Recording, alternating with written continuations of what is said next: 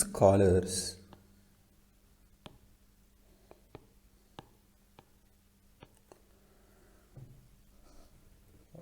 discussed comparisons between Plato and Aristotle. That one is philosophical and another is empirical and pragmatic in those ways. But the connection between Socrates and Aristotle is, I think, being missed. So I want to talk about what is it that Aristotle took from Socrates. To me, Aristotle took something, a very important and essential issue from Socrates.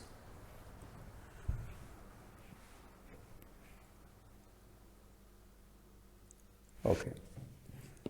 But before that, let us pay attention to certain unusual method that Aristotle used. To make this why it is somewhat convincing,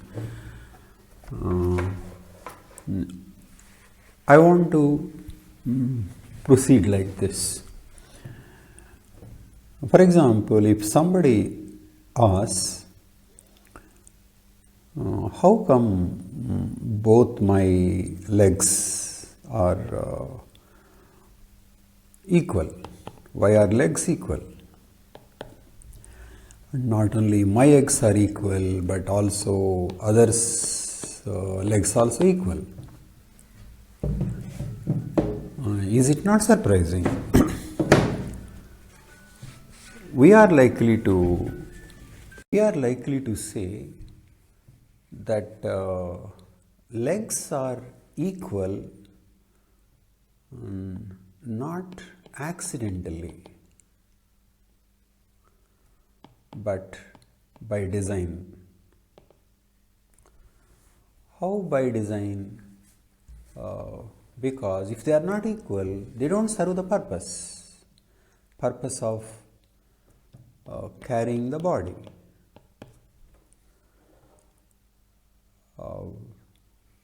So,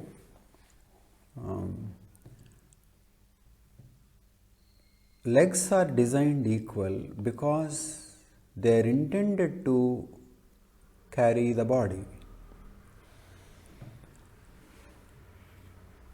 So, Aristotle takes this like this. Why are they equal? Because they intend to carry. Then he would say that body is conceived, and because it is conceived, first legs are created equal.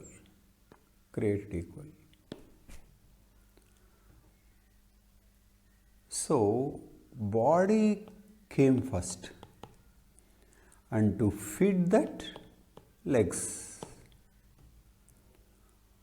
So it has two elements. Number one, what is the purpose of legs? To carry the body. And number two, which came first? Body.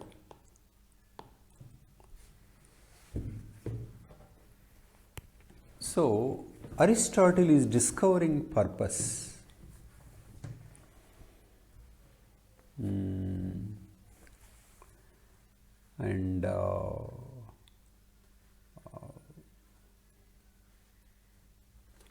And Aristotle is saying that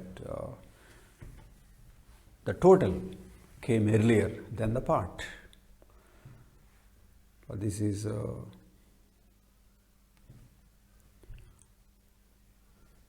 okay.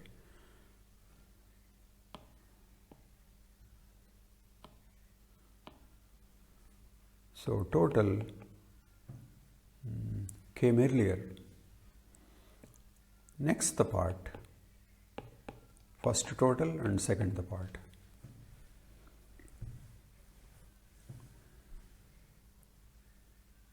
And Aristotle's example, legs are my example because that is more convincing. Aristotle's example is seed.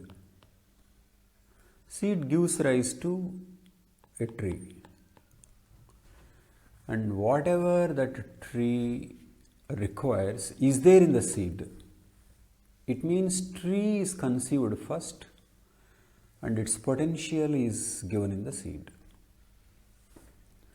And what is seed? What is seed is something that can be tree. But are all seeds becoming trees? No.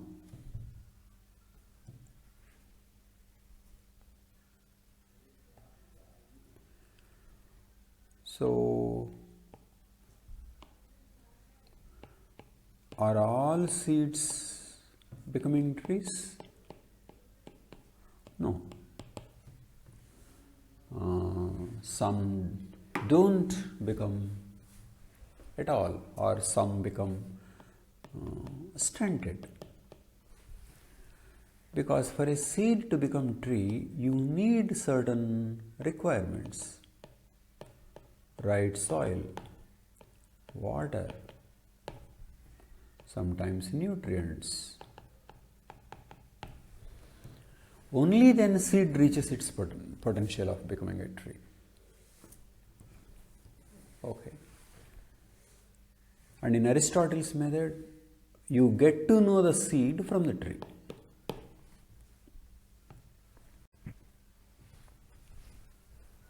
Okay. Then, what is the role of Socrates in this?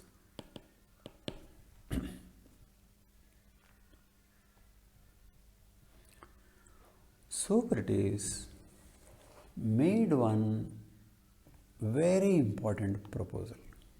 The essence of Socratic thought is that man can be good as well as happy. But for him to be good and happy, he requires knowledge of self. This knowledge of self comes from examined life. Unexamined life will not give that knowledge. Examined, questioning life will give him that such an understanding that he will be good as well as happy. So it is not that if you are going to be good, you are not going to be happy. So harmony between goodness and happiness is what Socrates gave. This harmony between goodness and happiness is what man can have. Socrates is talking about a grown-up man.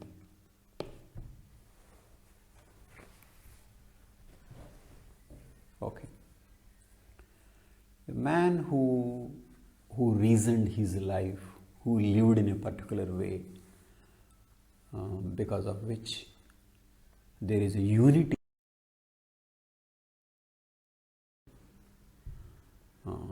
integrity in that man. So, man of Socrates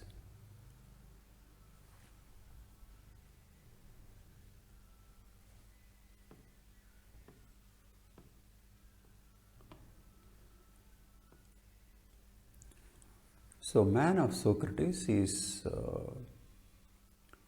happy and good,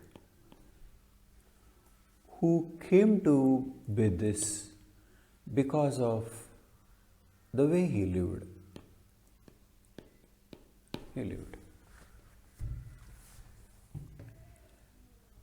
And now coming to Aristotle, Aristotle thought this is what man should be. This is what man should be. Like Socrates. And but how will he be? How will he be?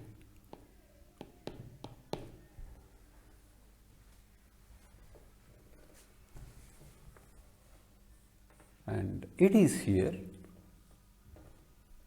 Aristotle took the position that man, though man has different associations, for example, man marries and has children, so family is one association, and various families put together, village is an association. Okay. But there is something more than village, that is political association. So man living in a political association can be good. Can be good plus happy. And being good and happy means, what it means is that no contradiction between individuals. They are not fighting. No contradiction. They can all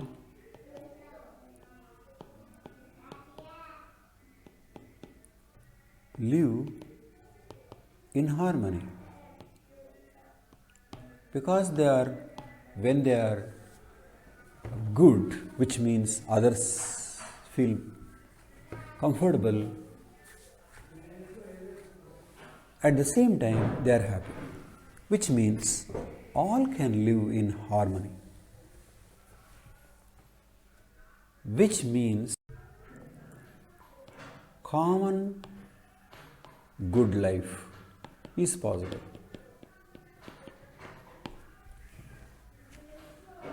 Okay, so common good life is possible because of what man is designed to be.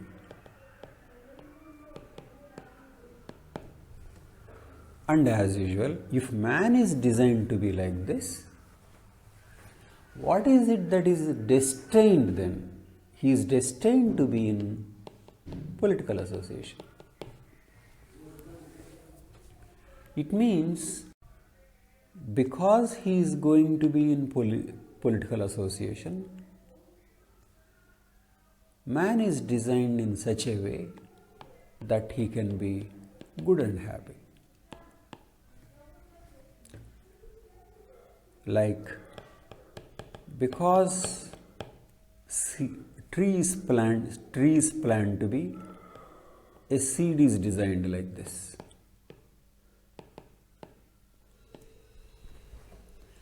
So, if a good and happy man is not possible, then a common good life is not possible. And if there is no possibility of common good life, then there is no reason for, no rationale for the existence of politics, which is the pursuit of common good life for all.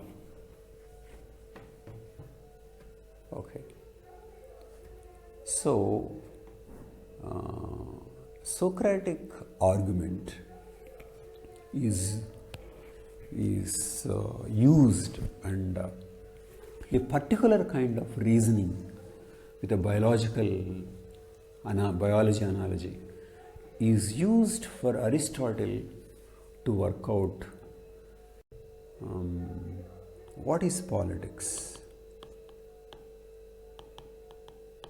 and what is the purpose of politics. Okay. And he gave a highly positive view of politics, because it is to pursue common good life, then every other discipline, okay, is to enable politics to do its function.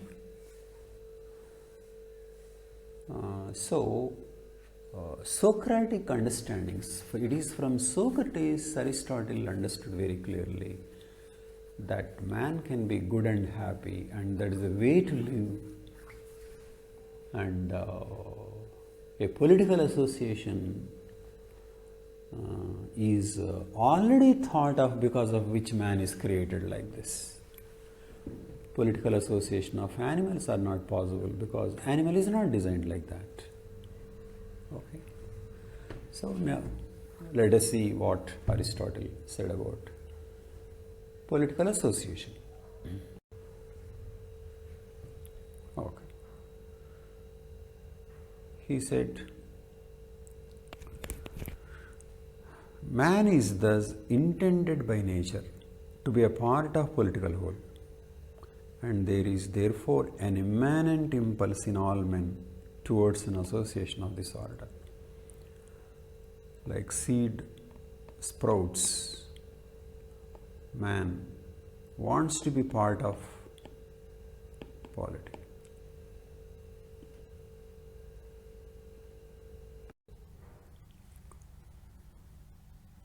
And here he says, he needs polity to grow. Man, when perfected, is the best of animals. But if he is isolated from law and justice, he is the worst of all. Man without polity is worst. And if he be without virtue, he is an almost unholy savage being, and worse than all others is the indulgence of lust and gluttony. Justice, which is his salvation, belongs to the police. For justice, which is the determination of what is just, is an ordering of the political association. So here he is explaining what is justice. It is about how political organization is ordered. That is, for example, how it is designed, who holds authority, who has responsibility. So how it is ordered. If it is ordered well, then you are creating or contributing to the creation of good and happy people.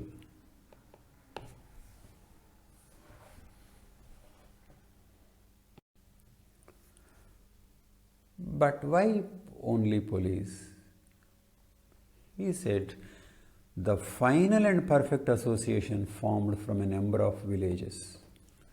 So families constitute villages, and from villages is constituted is the police. An association which may be said to have reached the height of full self-sufficiency. Aristotle thinks in terms of self-sufficiency. Man is not self-sufficient. but family little more, village somewhat more, but police is the highest. So self-sufficiency is increasing from man to police. Or rather, we may say that while it grows for the sake of mere life, police grows for the sake of mere life insofar, and at that stage, still short of full sufficiency, it exists for the sake of good life. So, in search of self-sufficiency, police grows. Okay, so police comes into existence, but why does it remain? Because it supports existence of good life. So basically, men are expected to live good lives, which police only supports.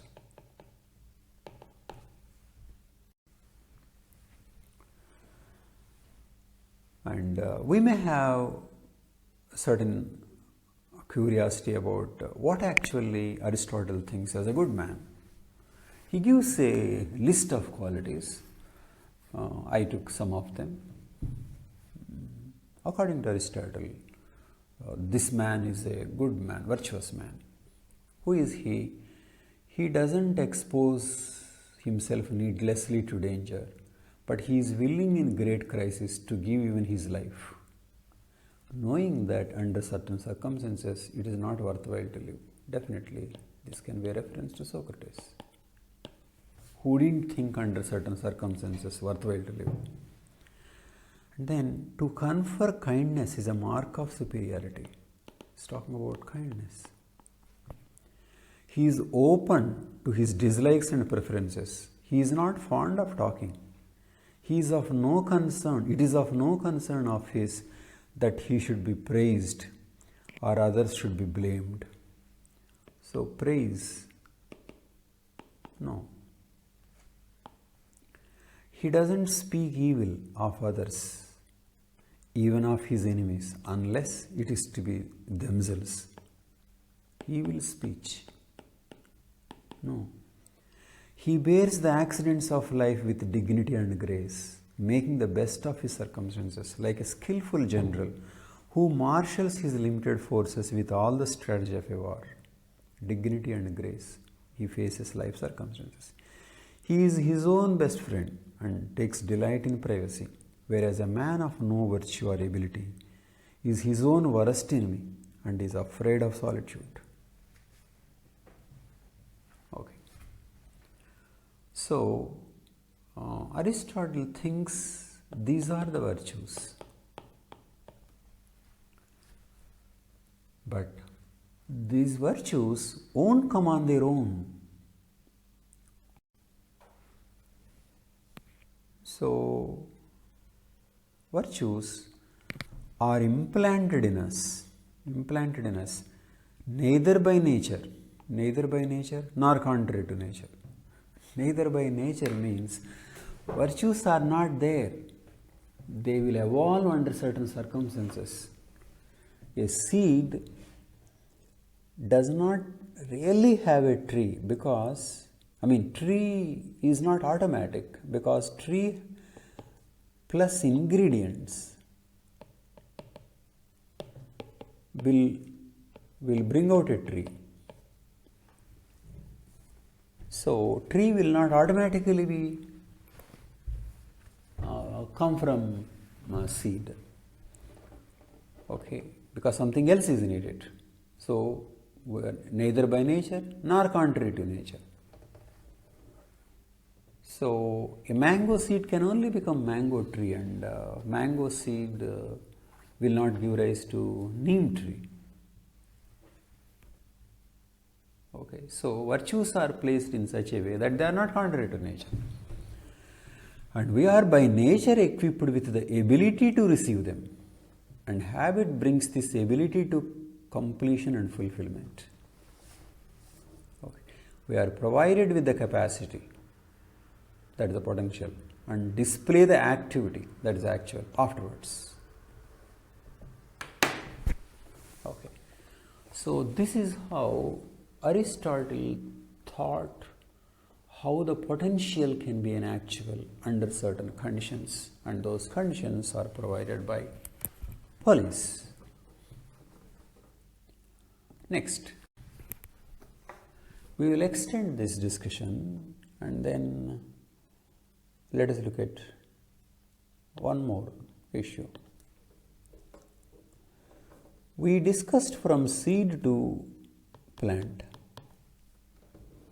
but then plant is a part of forest,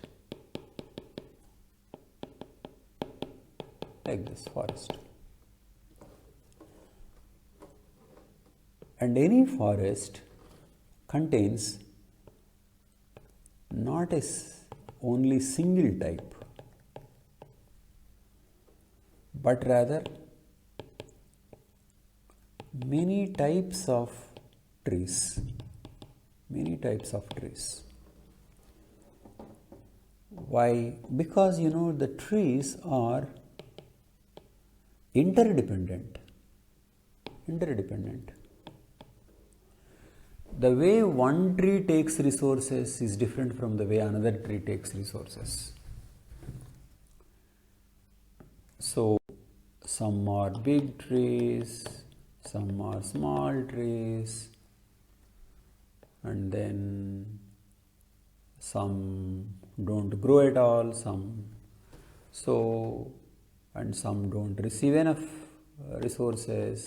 So, different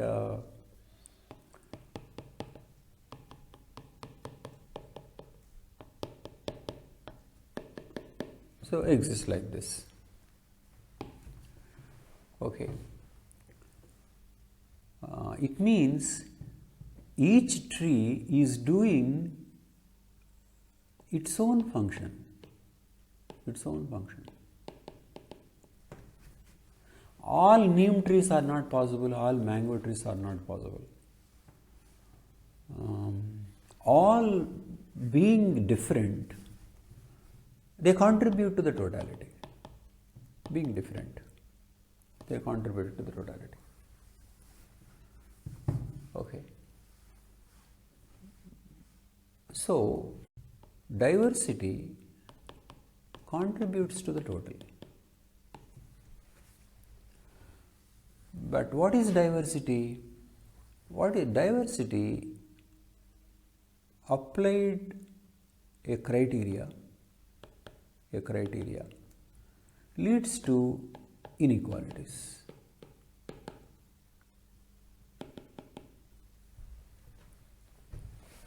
Okay.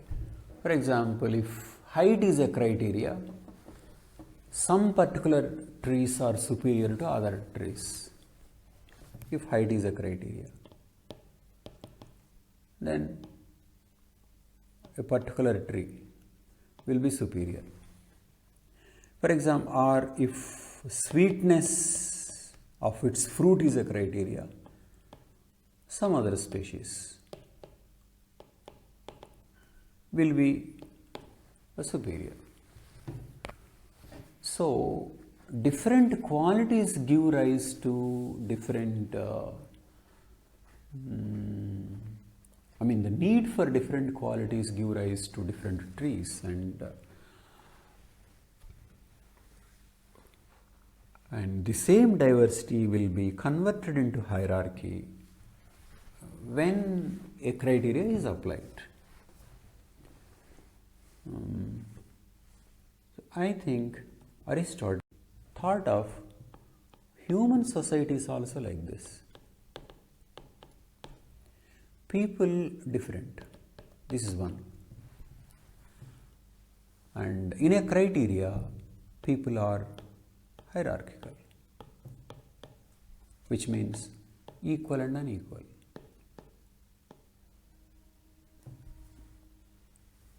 Okay. But what should they be doing? Given their nature, they should pursue the realization of their essence. A mango seed, try to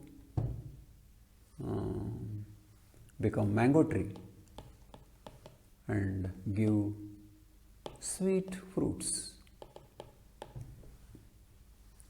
That's its nature.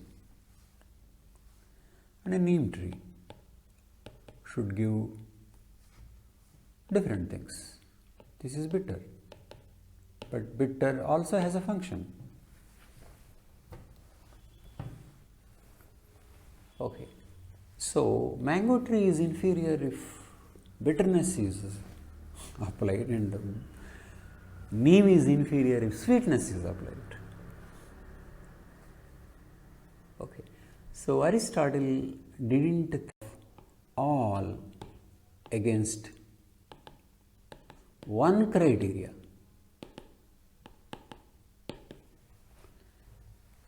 Because all people are needed and they should pursue their nature, and politics is about creating that common good life where a neem tree becomes full grown neem and mango tree gives so many fruits and all are needed. So diversified, hierarchical, inequality only when a particular criteria is applied, but otherwise in fact it is not unequal. So this seems to be the way Aristotle thought of human societies, and you can see this thinking in him at many places.